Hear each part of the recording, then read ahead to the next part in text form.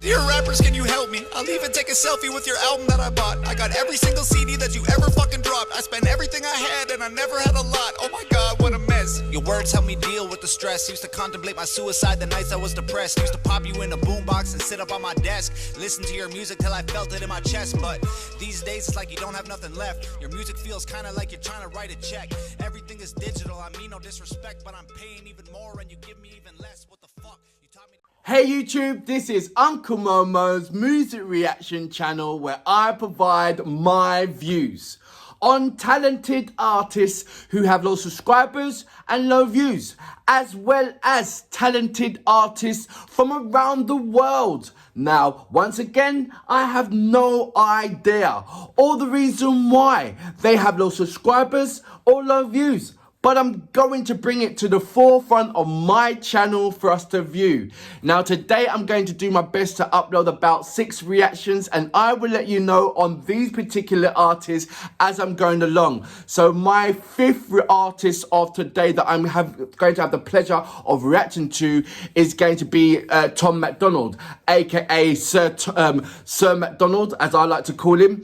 I have had an overwhelming response in messages from regarding my first reaction of Tom, and I got over 200 messages, and I would like to read give a number of shout outs to the amazing Hog family, the Hangover gang, as well as pay my dues. I was recommended this particular, my second reaction, Dear Rappers, which is going to be it.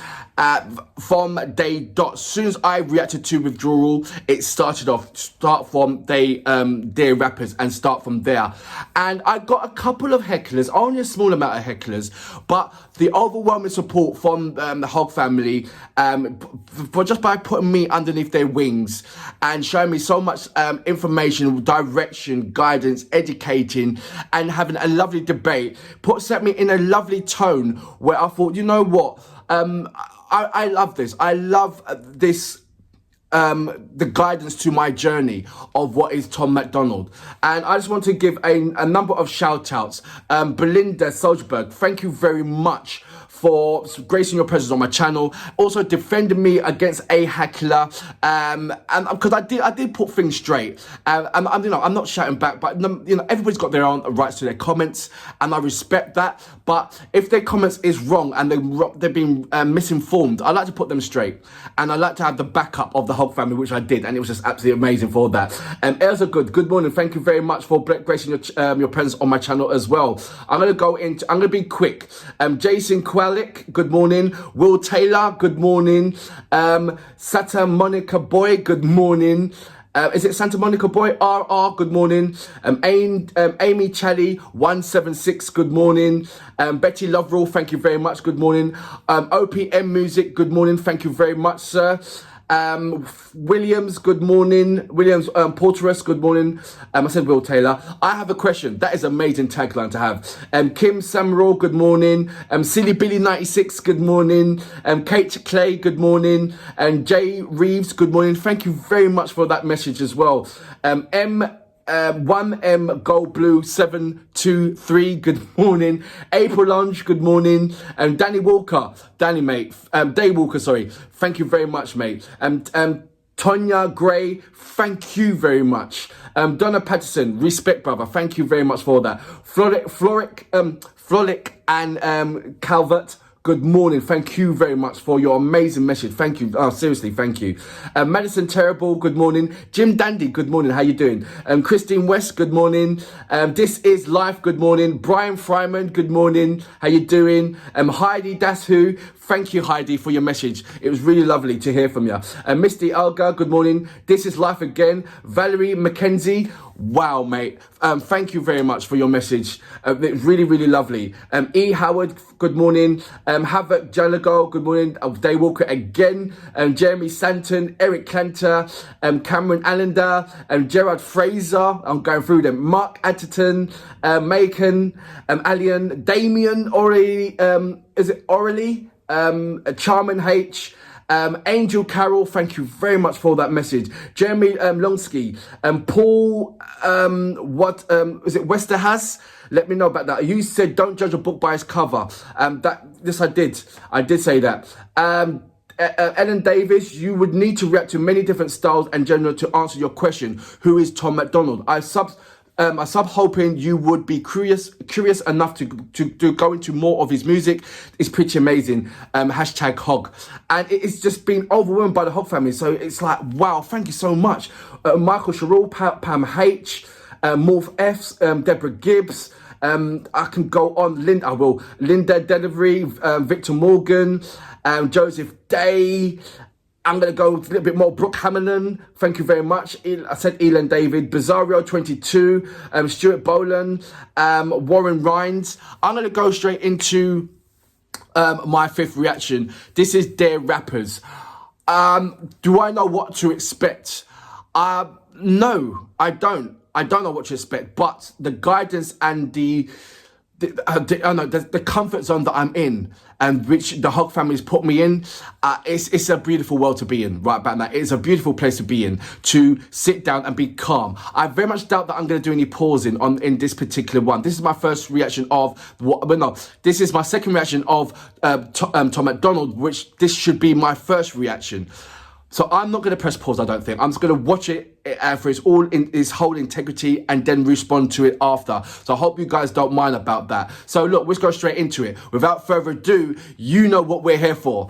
Great vocabs and a damn good audio music. Can you take it? Man, it's easy for these rappers who have it all. Talk about the days when they used to be sad. I guess I can't relate to being famous and wealthy. I'm 28 and still praying for the day I have a chance. Maybe y'all can help me out though. I'm just trying to take care of my household. I don't even want to make my mouth go. I just want to win before the system that I'm in gets a hold of me again and starts to squeeze under my chin until I'm out cold. Dear rappers, can you help me? I'll even take a selfie with your album that I bought. I got every single CD that you ever fucking dropped. I spent everything I had and I never had a lot. Oh my god, what a mess. Your words help me deal with the stress. Used to contemplate my suicide the nights I was depressed. Used to pop you in a boombox and sit up on my desk, listen to your music till I felt it in my chest. But these days it's like you don't have nothing left. Your music feels kinda like you're trying to write a check. Everything is digital, I mean no disrespect, but I'm paying even more and you give me even less. What the fuck? You taught me to think, you taught me to grow, you taught me the things to survive on my own. But now you teach me to drink, you teach me to smoke, you teach me to think. Every woman's a hoe. I don't want your Xanax bars or your fancy foreign cars. Throw your money in my face and try to tell me that it's art. No, no, no, no, no. So true. No, no, no. Yeah. So true. Just a drug addict on TV. I can't hear another fucking song about abusing medication that I had to take just to stay alive. There's more important shit than what you wear and where you live and who you fucking, what you drink and what you spend and what you drive. Rappers full of bullshit. Rappers just a marketing vehicle for the product that the man wants you to buy. Rap about a full clip. Rappers just promoting different liquors and varieties of ways that you could die. Yeah. Wow. Dear rappers, can you help me? Are you almost out of alcohol to sell me? Tell me, cause drinking every night can be the way to getting wealthy. If I'm really being honest, all this shit is overwhelming. I need someone to look up to. You're living in a country that elected Donald Trump. You're living in a country where police are killing people every day and all you want to talk about is doing drugs. You've been blinded by the money, you've been blinded by the cars, you've been blinded by the women, don't know who the fuck you are. Thought I knew you when I spent $100 on a ticket to your show and now I feel like you stole my fucking money and I'm broke. Man, you taught us how to rap and you taught us how to dress and you taught us how to act if we wanted to impress. Now you're teaching me to live like I know you never would. What you're preaching to these kids is keeping them inside the hood. Wow. Oh my gosh, in my face and try to tell me that it's art. No, no, no, no, no. Wow, at last. No, no, no, no, no. Just a drug addict on TV. I don't want your Xanax bars or your fancy foreign cars. Throw your money in my face and try to tell me that it's art. No, no, no, no, no. No, no, no. Drug addict on TV. Yeah. Wow.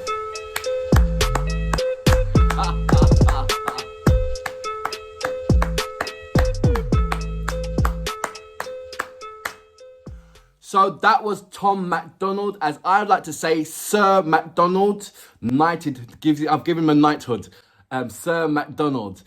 he has touched on something that should have been slapped in the face of every single rapper around the world, but also more of American rappers. For so long has there been, rappers that disgrade women by calling them other bitches or hoes.